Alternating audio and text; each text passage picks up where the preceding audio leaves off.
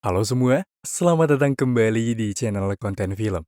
Di video kali ini, saya akan membahas alur cerita sebuah film bertema zombie kembali yang rilis pertama kali tepatnya pada tahun 2008 dengan judul Outpost. Film ini adalah garapan dari sutradara kenamaan yaitu Steve Barker, serta dibintangi oleh beberapa aktor dan aktris di Britania Raya, antara lain Ray Stevenson sebagai DC, Julian Wadhams sebagai Han, lalu juga ada Richard Brake sebagai Prior. Memiliki alur yang cukup menarik dengan pengambilan gambar yang begitu profesional. Film ini berkisah tentang sekelompok tentara bayaran yang mengemban sebuah tugas rahasia dari seorang pria yang mengutus mereka dengan imbalan masing-masing per $5.000. Tahayal, rasanya semua itu sangatlah kurang, tatkala misi yang tadinya berlangsung dengan lancar mampu mengancam kehidupan mereka dengan begitu brutal, di mana satu persatu dari kelompok yang tadinya sedikit menganggap enteng tentang misi ini harus menelan kenyataan pahit ketika mereka pun tidak tahu menahu jikalau mereka dikirimkan ke sebuah bunker rahasia milik Nazi yang masih menyimpan teka-teki misteri di baliknya. Karena para tentara Nazi yang diperkirakan telah lenyap, kini berubah menjadi zombie yang tidak mempan dengan sebuah tembakan. Baiklah, demi mempercepat apa yang akan kita simak bersama-sama, jadi tanpa berlama-lama kembali, mari kita mulai ke ceritanya dan selamat menonton.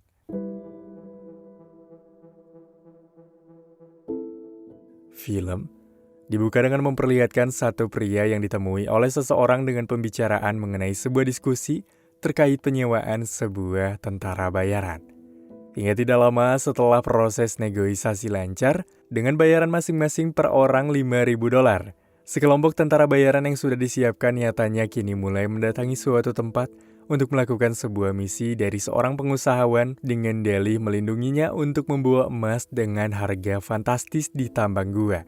Setelah melakukan perjalanan yang begitu melelahkan, mereka yang kini tiba di area tempat yang dimaksud langsung diarahkan untuk bersiaga oleh pemimpin pasukan bernama DC untuk sekiranya melindungi penyewa dari serangan yang mungkin tidak terduga. Di mana sedikitnya mereka pun dibuat bertanya-tanya ketika nyatanya mereka ditugaskan untuk mendatangi sebuah bunker tua. Meski tadinya mereka menganggap semua ini sangatlah mudah, namun DC yang mengetahui jikalau penyewa mana mungkin akan membayar mereka jikalau misi begitu mudah, mengarahkan mereka untuk tetap fokus, di mana demi menjaga sebuah keamanan dalam misi ini, DC mulai membagi tugas, di mana dia akan pergi bersama dengan Han, Prior, serta Voystage menuju ke arah kiri, sementara Cutter dan Mage pun menuju kanan, lalu juga Jordan dan Tak akan berjaga di area luar. Namun tidak berselang lama melakukan penyelusuran, rupanya para kelompok dibuat panik tatkala Tak menembak sesuatu yang ia perkirakan sebuah pasukan. Akan tetapi para kelompok yang mulai menghampiri tampaknya tidak melihat apapun, apalagi ketika Tak berusaha mengecek ke arah tembakan, ia dibuat tidak kuasa ketika tidak menemukan jejak apapun. Oleh karena itu dirasa hal ini adalah sebuah ilusi palsu. Para kelompok yang ingin menyelesaikan ini lebih cepat mulai menyusuri area bunker, tidak terkecuali Tak dan juga Jordan yang memilih untuk berada di luar. Hingga beberapa saat kemudian, di saat Cutter dan Max tengah berada di sebuah ruangan, tiba-tiba saja mereka dikagetkan dengan menemukan sekumpulan mayat. Dan mereka juga kembali dikagetkan dengan tangan seseorang yang bergerak. Hal itu membuat Max yang memanggil para pasukan, lantas memacu mereka berkumpul. Di mana setelah berusaha membawa pria tersebut yang dalam keadaan lemas serta lesu, membuat para kelompok sekiranya mulai berdebat mengenai sebuah pembantaian yang memungkinkan telah terjadi di area sini. Namun ketika para kelompok sepakat hendak mengakhiri misi ini, hal itu membuat DC yang bersifat profesional dalam sebuah pekerjaan yang sudah dibayar, berusaha membawa Han pergi, sementara Prior lantas mengajak para kelompok untuk berkumpul, karena ia menemukan sebuah informasi valid jikalau bunker ini adalah milik Nazi. Meski merasa bingung karena para mayat masih utuh sedangkan terjadi peperangan Nazi yaitu pada tahun 1945 dan itu jatuhnya puluhan tahun lalu, merasa jikalau ada yang mengisi tempat ini untuk dijadikan tempat jagal setelah melihat para mayat-mayat yang masih segar tadi. DC yang tidak ingin terjadi sesuatu mulai mengemban tugas pada para kelompok untuk menjaga pandangan di daerah pepohonan karena takut jika sewaktu-waktu mereka mendapatkan sebuah serangan. Setelah mencari ke segala penjuru bunker, Han, seseorang yang membayar pasukan bayaran dari DC, kini nyatanya berhasil menemukan sebuah ruangan yang dia cari-cari. Bukannya sebuah ruangan dengan penuh emas sesuai apa yang dikatakan, rupanya ruangan itu pun terdapat sebuah mesin persis seperti di gambar yang dia bawa, namun kita sejauh ini belum dibuat tahu ada apa sebenarnya di balik mesin ini dan Han harus menyewa tentara bayaran. Di tengah match yang menunggu salah seorang korban selamat dari kengerian ini, DC yang menghampiri lantas mengarahkan match untuk mendatangi area ruangan radio guna memastikan tidak ada yang berkomunikasi di area sini. Kembali pada Han yang kini tengah memeriksa mesin AMP dengan alatnya tersebut. Namun tanpa disadari oleh Han, di belakangnya pun terdapat sosok misterius. Akan tetapi saat mencoba diperiksa hal ini tidak selalu nampak, membuat Han berusaha bersifat positif. Apalagi ketika DC datang dan melihat sebuah alat besar, ia pun mulai berasumsi jikalau ini adalah mesin yang Han cari, sehingga Han yang mulai buka suara seketika berasumsi jikalau ini berharga miliaran karena begitu canggih, mengingat Han sendiri mengemukakan jikalau mesin ini dibuat langsung atas bantuan Einstein untuk menciptakan sebuah penyatuan medan. Dalam antara lain, para tentara Nazi menggunakan alat ini untuk memenangkan peperangan. Sementara itu, di ruangan radio, terlihat Match yang saat ini tengah memperbaiki radio, tiba-tiba saja radio itu pun menyala dengan sendirinya. Mendengar suara yang begitu nyaring terdengar, DC pun memerintahkan Match untuk mematikan karena dia khawatir jika ada musuh yang mengetahui keberadaan mereka di sana.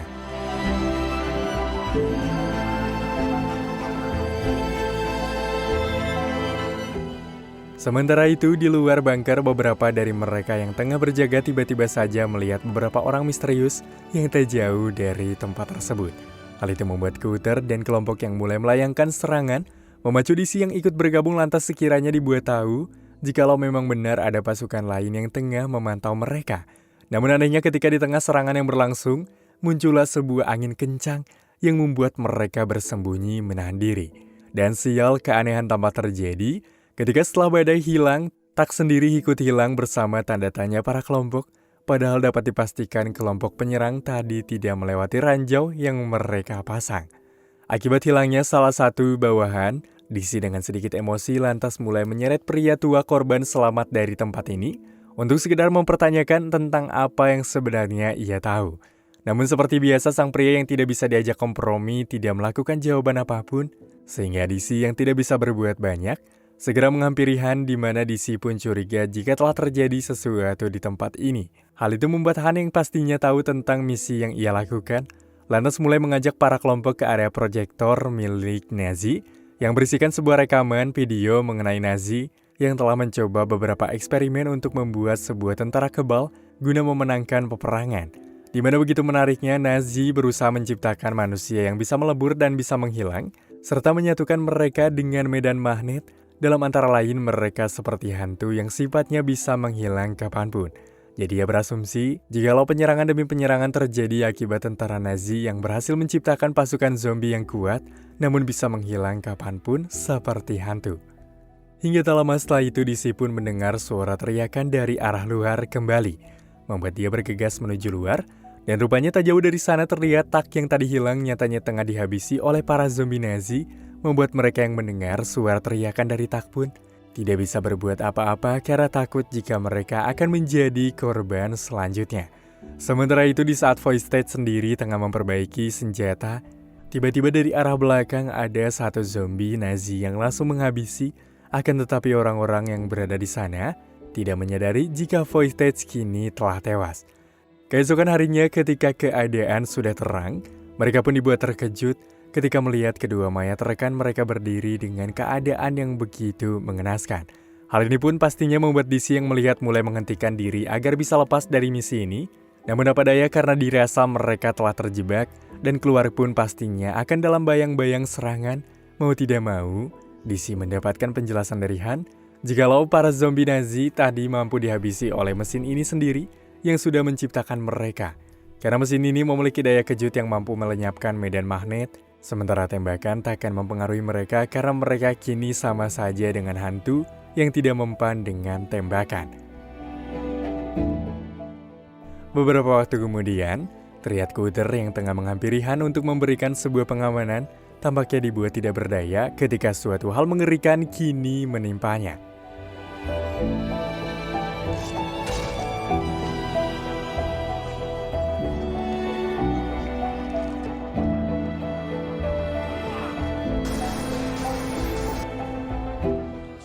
Setelah kejadian itu, mereka yang tidak habis pikir kini mulai berkumpul untuk kembali menonton rekaman video tentara Nazi. Di sana Han pun mulai memberikan penjelasan detail mengenai apa yang terjadi jikalau tentara Nazi yang dibuat menjadi zombie akan memiliki sebuah misi yang begitu teguh, yaitu akan terus membunuh, dan membunuh. Namun di sini mereka pun sekiranya dibuat tidak kuasa kembali. Tatkala bersamaan dengan itu juga mereka melihat tayangan jikalau pemimpin dari tentara Nazi itu yang ada tahun 1945 merupakan pria tua yang selamat tersebut, dan hal ini membuat prior yang tidak habis pikir lantas mulai menghabisinya. Bukannya tewas, sang pria yang bangkit kembali kini lenyap secepat kedipan lampu bersama dengan Han yang kini telah tewas dengan waktu yang tidak bisa dijelaskan oleh akal. Merasa geram tentang apa yang terjadi, DC nyatanya mulai mengarahkan Han untuk bisa sesegera mungkin menyalakan mesin ini guna menghabisi para zombie sesuai apa yang ada di tayangan video. Namun lagi-lagi dikarenakan mesin yang sudah cukup tua, membuat Han membutuhkan sejumlah waktu. Hal ini memacu DC yang tidak bisa menunggu sementara pasukannya habis terbantai, mulai memasang beberapa jebakan untuk sekiranya memperlambat gerak dari para zombie. Setelah menghabiskan waktu yang sekiranya tidak sebentar untuk menyelesaikan, Han yang berhasil memperbaiki mesin tampaknya merasa senang, berbanding terbalik dengan para kelompok yang kini panik ketika para zombie mulai berdatangan dengan sebuah kekebalan yang tidak bisa diutarakan.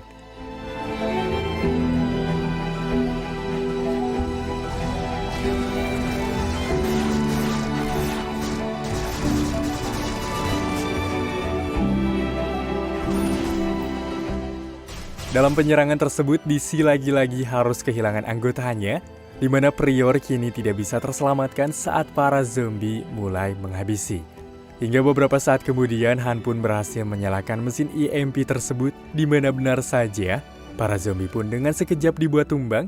Hal itu membuat mereka yang melihatnya pun merasa senang, namun belum sempat pergi dari sana.